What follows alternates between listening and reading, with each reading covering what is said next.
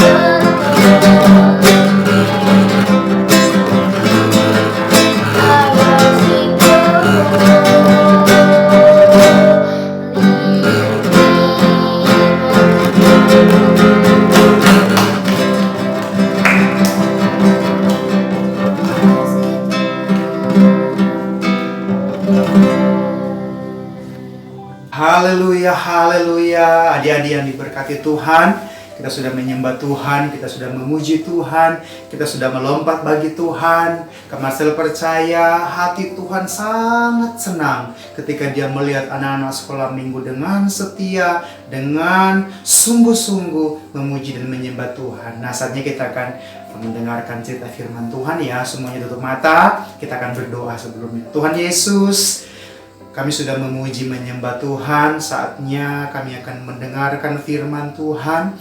Tuhan, berikan kami telinga seorang murid agar kami mendengar, mengerti, memahami setiap cerita firman Tuhan dan kami boleh melakukan dalam setiap kehidupan kami sehari-hari.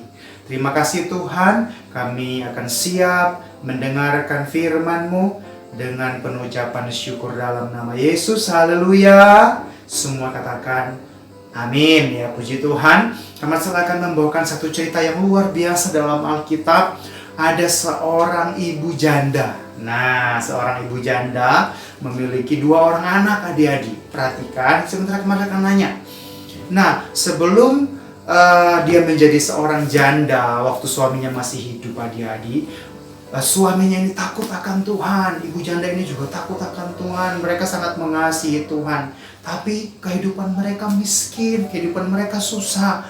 Nah, satu waktu ketika suaminya meninggal, ibu janda ini tidak tahu, adik-adik, ternyata suaminya itu waktu masih hidup itu ada hutang. Mungkin dia pinjam uang atau yang nggak tahu gimana ceritanya. Yang pasti ketika sudah meninggal, penagih hutang ini datang kepada ibu janda.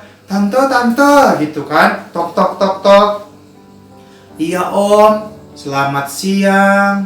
Ada apa om? Ini loh, bu. Nah, suaminya ibu waktu masih hidup itu minjam uang sama saya. Berapa om? Ya taruhlah mungkin ya kalau sekarang ya misalnya 100 juta. Kaget adik-adik. Banyak sekali. Bagaimana saya bisa bayar? Saya nggak punya uang. Saya nggak tahu kalau utangnya banyak. Waduh, dia bingung, adik-adik. Ibu janda ini bingung. Saya udah nggak punya suami. Mana saya susah, nggak punya uang. Tapi dia takut akan Tuhan. Tapi dia percaya sama Tuhan. Nah, dia menangis. Dia nggak tahu caranya. Nah, adik-adik, di dalam Alkitab ini, dalam cerita ini, adik-adik, ibu janda ini teringat ada seorang nabi Tuhan, nabi yang diurapi oleh Tuhan. Dia pergi kucuk. Dia pergi sama seorang nabi ini. Sampailah kepada seorang nabi, dia menceritakan. Apa yang dia ceritakan? Dia ceritakan kepada seorang nabi ini bahwa suaminya waktu hidup ternyata ada hutang dan dia nggak tahu. Nah, dia tahu kalau hutangnya tidak dibayar, maka sang penagih utang ini akan mengambil kedua anak orang ibu janda ini dan akan dijadikan budak. Zaman itu, adik-adik, budak itu dipekerjakan paksa, tidak digaji, adik-adik. Wah, ibu janda ini sangat sedih, dia kasihan, dia sayang anaknya, tapi dia nggak punya duit. Akhirnya dia mengadu kepada nabi Tuhan ini. Dia pergi kepada nabi ini, dia ceritakan bahwa sambil menangis, adik-adik, dia bilang, Om Nabi, aku punya cerita nih, sedih banget. Om Nabi bilang, memang cerita apa? Jadi suamiku dulu waktu hidup ternyata ada utang. Nah, begitu dia meninggal, si penagih hutang itu datang tagih hutangnya karena aku nggak punya uang. Aku sedih. Nah, kalau aku nggak bisa bayar hutang, anakku 2 itu akan diambil, mau dijadikan budak. Aduh, aku gimana? Terus Nabi ini bilang sama ibu ini, hai ibu, apa yang kamu punya di rumahmu? Kata ibu ini, aku nggak punya apa-apa. Aku orang susah, aku orang miskin. Aku hanya punya sedikit minyak. Minyak dibuli-buli. Nah, kalau minyak tuh mungkin ya Kak Marcel nggak tahu ya minyak apa. Mungkin minyak narwastu ya. Zaman itu kan yang paling mahal tuh minyak narwastu yang baunya harum banget. Nah, dia hanya punya sedikit minyak dibuli-buli, mungkin di botol yang kecil. Dia bilang sama Nabi ini, aku cuma punya sedikit minyak ini. Gimana dong? Adik-adik, kata si Nabi ini, oke, kamu punya minyak sedikit, begini aja. Kamu kumpulin tempayan-tempayan, ya kalau mungkin sekarang ember-embernya buat isi air. Kumpulin dari tetangga-tetanggamu sebanyak yang kamu bisa ngumpulin. Ibu janda ini bingung mau diapain ya. Tapi ya udahlah, karena Nabi yang suruh, ya udah saya kumpulin aja bertiga sama anaknya 2. Ngumpulin ke tetangga-tetangga. Oh, pinjam ember. Tetangganya mungkin bingung. Ember mau diapain? Kok banyak banget? Jadi semuanya tetangga yang dipinjamin sama dia. Pinjam kalau dulu tuh periuk atau tempayan ya yang buat isi air. Kalau sekarang ya ember gitu. Pinjam semua dikumpulin. Mungkin semampu dia bisa ngumpulin, mungkin sebesar kamar. Mungkin ya kalau kamar saya punya kamar gede ya sebesar kamar itu. Kalau kecil ya sebesar ya semampu ibu janda ini, seberapa besar imannya untuk mengumpulnya. Dia nggak tahu buat apa. Yang pasti Nabi ini ngomong kumpulin tempayan-tempayan, kumpulin ember-ember. Kalau zaman sekarang udah dia kumpulin semua. Cepat-cepat dia ketok-ketok rumah orang, tok, mulai pinjam ember. Buat apa? Nggak, pokoknya pinjam, boleh nggak? Oh iya boleh. Ada yang dikasih mungkin 1, 2, 3 sampai penuh. Nah, begitu udah embernya udah penuh, ditaruh di kamar, kata Nabi, sekarang tuangkan minyak itu di setiap ember-ember itu. Wah, kaget ini ibu janda ini. Ini kan minyak cuma sedikit di botol. Lah, paling juga cuma 4-5 tetes sudah habis. Tapi karena dia punya iman, adik-adik, dia percaya nih Nabi Tuhan. Udah dia tuangin aja. Tahu nggak adik-adik? Ketika dia mulai tuangin itu minyak, ember 1 itu minyak ngalir terus loh. Penuh. Begitu minyak dituangin di ember lagi yang 1, penuh. Itu kalau mungkin ada 100 ember di situ, berarti ada 100 ember minyak. Sampai akhirnya tuh minyak ngalir terus. Padahal cuma dikit tadi dibuli-buli. Dia tumpahin terus. Sampai itu ember, tempayan-tempayan itu yang di dalam kamar sampai udah penuh. Dia cari, ada lagi nggak yang kosong? Datang sama anaknya, nak, masih ada lagi nggak yang kosong? Ma, udah habis, ma. Adik-adik tahu, begitu semuanya terisi penuh, tiba-tiba minyak dari botol itu, dari buli-buli itu berhenti dengan sendirinya. Kayak kita buka keran loh adik-adik. Airnya ngalir terus. Padahal tadinya minyaknya itu cuma sedikit.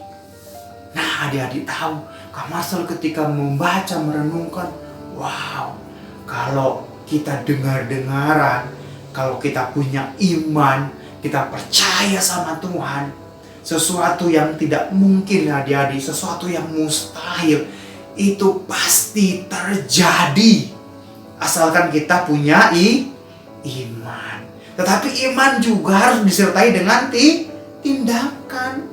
Kalau ibu janda ini hanya beriman, tapi dia tidak mau pergi ngumpulin ember-ember atau tempayan pada saat itu. Kalau dia nggak mau ragu, misalnya dia ragu-ragu nih, masa sih nggak mungkin lah. Masa minyak sedikit sebotol ini bisa penuhin ember-ember? Nggak mungkin lah. Ngaco nih Nabi nih. Nabi ini ngawur nih. Coba aja dia begitu, nggak terjadi mujizat. Tapi dia dengar-dengaran adik-adik. Dia setia. Pokoknya apa kata Nabi ini dia lakukan, walaupun itu mustahil adik-adik. Tapi apa yang terjadi ketika dia melakukannya dengan iman, dengan tindakan, dengan sungguh-sungguh, ketika dia menuangkan minyak itu, maka minyak itu tidak berhenti, tidak habis-habis. Sampai semuanya tempayan itu atau ember itu terisi penuh dengan air, barulah minyak itu berhenti mengalir. Wow, hebat bukan? Nah adik-adik, itu siapa yang melakukan mujizat itu? Tentunya adalah Tuhan. Amin. Tuhan yang kita sembah, Tuhan yang disembah oleh ibu janda ini sama Nabi. Tuhan itu sama Tuhan yang kita sembah hari-hari ini. Kalau kita beriman, kita sungguh-sungguh percaya, mujizat Tuhan pasti terjadi. Nah sekarang buka Alkitabnya. Ayo, Kak Marcel mau nanya, di manakah cerita tentang ibu janda tadi? Ayo, siapa yang tahu atau pernah dengar cerita ini? Mari kita buka sama-sama di dalam kitab Dua Raja-Raja. Kitab apa? Dua Raja-Raja. Dua Raja-Raja pasal yang keempat, ayat yang pertama hingga ayat yang ketujuh. Jadi di sana nabi yang Kak Marcel ceritakan tadi namanya adalah Nabi Elisa. Adalah Nabi Elisa. Nabi Elisa ini adalah Nabi Tuhan yang takut akan Tuhan, yang percaya kepada Tuhan, yang sungguh-sungguh. Dan ibu janda ini tahu kalau Nabi ini diurapi Tuhan. Apa yang Nabi ini katakan itu benar-benar dari Tuhan. Dan ibu janda ini beriman. Adik-adik, kalau ada dibaca di sana, sampai semuanya terisi penuh, mujizat Tuhan itu terjadi. Minyak itu nggak berhenti mengalir kayak kita buka keran di kamar mandi itu sampai airnya ngeluber semua.